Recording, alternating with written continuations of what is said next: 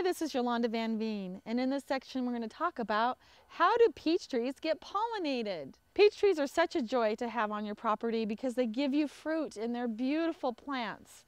And there's lots of different qualities that they have that are different from each other. For example, apple trees do not self-pollinate. They need two different trees with two different genetics to cross. So they need pollen from two different trees, and the bees need to go from one tree to the next to pollinate themselves to make the fruit. So if you don't have the bees or you don't have other trees, you get no fruit. Well, peach trees are the opposite. They are self-pollinating. That means they only need one peach tree to produce fruit, which is wonderful if you have a small garden and you want only one tree and only have room for one tree. They don't need any other trees in the neighborhood to grow.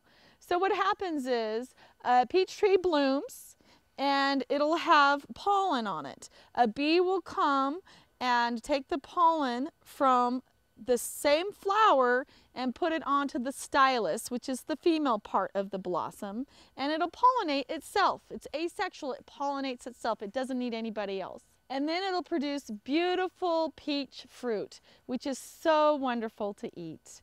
And I've learned over the years that if you live on the west coast or the western side of the Cascade Mountains where it's very wet in the winter, the peach trees will never do well.